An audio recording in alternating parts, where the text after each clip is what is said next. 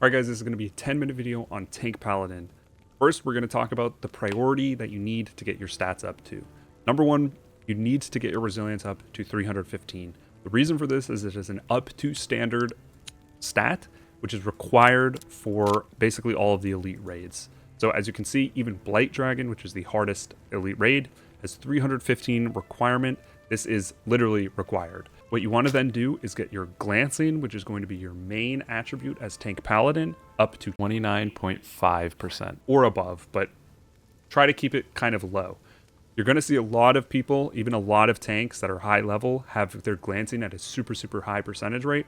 You don't need it. It's a waste. Get this to 29.5%. Then you want to maximize your cooldown as high as humanly possible. Get it to 10% or above. You can actually get it to 19%. But once you get this to 10% cooldown or above, you can then spec 6% into Omni. You can't get 6% into Omni. Don't really bother with Omni. You kind of just want that 6% breakpoint. So again, 315 resilience, 29.5 or more glancing, as much cooldown as humanly possible, 6% Omni. You're then going to want to focus, or you're then going to want to prioritize focus as much as you possibly can. Let's cover some of the talent trees. There's only a couple things that you need to know. Otherwise, you can basically just copy my build here, copy it as you see fit. Go ahead, take screenshots, whatever. You'll see a lot of people speccing points into this. This is really bad. Like I said, you don't really want to be putting points into glancing if you don't have to. The other difference is a lot of people have 3 points into Heart of Fire. That's completely fine. I think if you need that, if you're progging a raid or something, or your healer's like not great, you're pugging, putting 3 points into Heart of Fire is really nice. What you can do is you take 1 point out of Holy Fire Plus and you put it into Heart of Fire. Otherwise, generally when I'm just doing like reruns of something, I have 3 points into Holy Fire. It just gives me more damage, makes the raid much faster. Other than that, you can basically just copy paste everything.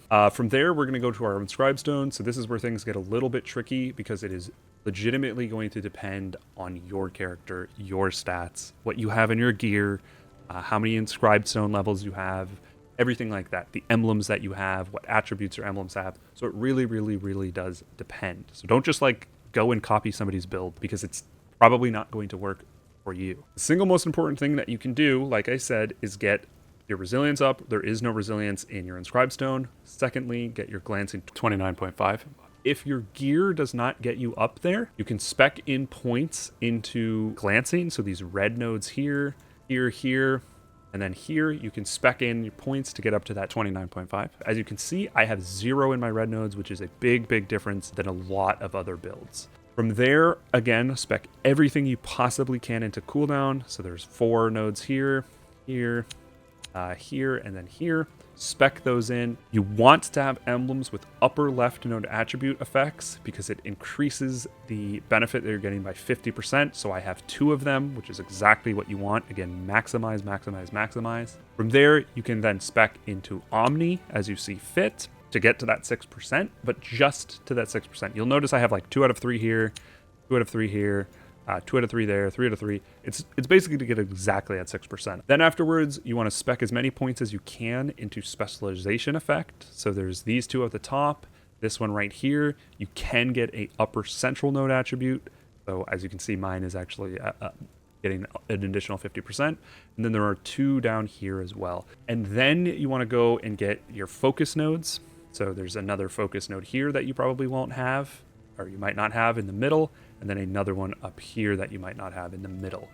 There are also 2 focus nodes here, but these are a little bit more expensive, as well as these ones, but you should probably already have these 4. So yeah, that's basically it. The other questions people have are on stamina or strength. They're both pretty bad stats. It honestly doesn't matter to me which one you take. They don't really do a whole lot for you. Stamina is barely going to give you a health increase, and you honestly don't need a ton of overall health. Strength is going to barely give you an attack increase, or a DPS increase. The reason is because attack scales really poorly with Tank Paladin. As you can see, your abilities, it's 76% of your attack. So it's literally less than your attack.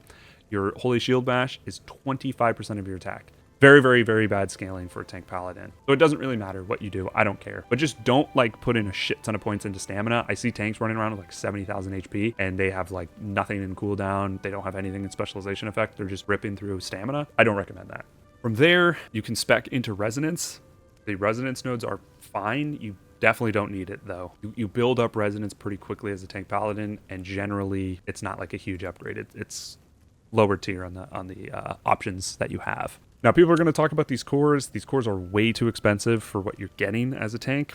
So I really don't recommend getting these cores until obviously we have a shit ton of levels, and then you can go for the cores. Some people are putting points into this core right here, your core number 3, which basically means as you obtain Fatuna Echo, you have a chance of getting more Inscribed Stone. This is okay, but again, it's very expensive. I don't have the points certainly to put into here. It's not worth like getting rid of cooldown or specialization or something. If you have a ton of Omni from your gear, then maybe you can go ahead and spec into these. But honestly, the resonance nodes seem to give you more Inscribed Stone than this core passive anyway, at least at level 1 for this core passive. And that's basically it for the Inscribed Stone. It's not very complicated. Again, just put your glancing at the breakpoint, 29.5, max out your cooldown, put your Omni at 6%, max out specialization effect as you can, then dump everything into focus, and then from there, you can kind of do what you want. Resonance or core nodes or anything like that. Now let's talk about the emblems. Unfortunately for tanks, the emblems are really bad. They're survival emblems. There's 4 of them. Unlike the DPS, these emblems